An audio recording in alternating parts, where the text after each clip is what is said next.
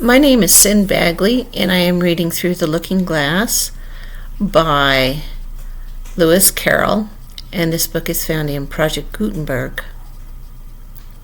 Chapter 10. Shaking.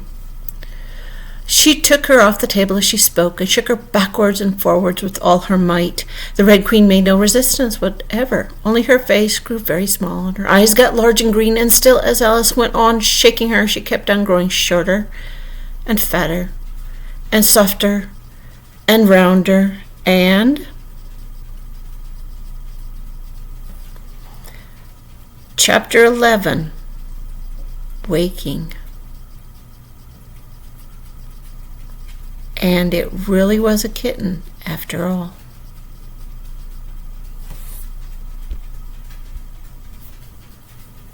Chapter 12.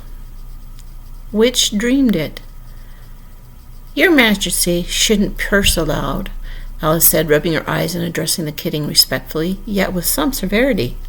You woke me out of such a nice dream, and you've been along with me, Kitty, all through the looking-glass world. Did you know it, dear? It is a very inconvenient habit of kittens, Alice had once made the remark, that whatever you say to them, they always purr. If they would only purr for yes, mew for no, or any rule of any sort, she had said, so that one could keep up conversation. But how can you talk with a person if they just say the same thing? On this occasion, the kitten only purred, and it was impossible to guess whether it meant yes or no. So Alice hunted among the chessmen on the table till she had found the Red Queen. Then she went down on her knees on the hearth rug and put the kitten and the Queen to look at each other. Now, Kitty, she cried, clapping her hands triumphantly, confess this is what you turned into. But I wouldn't look at it, she said when she was explaining the thing afterwards to her sister. I turned away its head and pretended not to see it, but it looked a little ashamed of itself, so I think it must have been the Red Queen. Sit up a little more stiffly, dear, Alice cried with a merry laugh, and curtsy while you're thinking what to purr. It saves time, remember, and she caught it up and gave it one little kiss, just in honor of having been a Red Queen. Snowdrop, my pet, she went on, looking over her shoulder at the white kitten, which was still patiently undergoing its toilet. When will Dinah have finished with your white majesty, I wonder? There must be the reason you were so untidy in my dream, Dinah. Do you know that you're scrubbing a white queen? Really, it's most disrespectful of you. And what did Dinah turn to, I wonder? She prattled on as she settled comfortably down with one elbow on the rug and her chin in her hand to watch the kittens. Tell me, Dinah, did you turn to Humpty Dumpty? I think you did. However, you'd better not mention it to your friends just yet, for I'm not sure. By the way, Kitty, if only you'd been really with me in my dream, there's one thing that would have enjoyed. I had such a quantity of poetry said to me all about the fishes.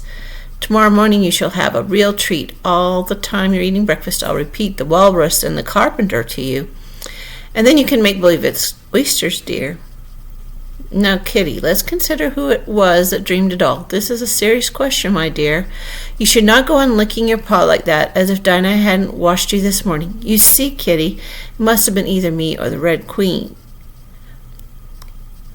Or the Red King. He was part of my dream, of course, and then I was part of his dream, too. Was it the Red King, Kitty? You were his wife, my dear, so you ought to know. Oh, Kitty, do help to settle it. I'm sure your paw can wait. But the provoking Kitty only began on the other paw and pretended it hadn't heard the question. Which do you think it was, Alice, or the Red King? A boat beneath a sunny sky, lingering onward dreamily in an evening of July. Children three that nestle near, eager eye and willing ear, pleased a simple tale to hear. Long has paled that sunny sky, echoes fade and memories die. Autumn frosts have slain July. Still she haunts me, phantom-wise, Alice moving under skies, never seen by waking eyes. Children yet the tale to hear, eager eye and willing ear, lovingly shall nestle near.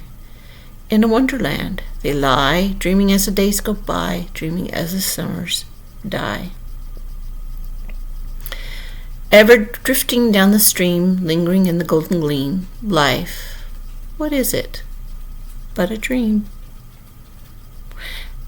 The end.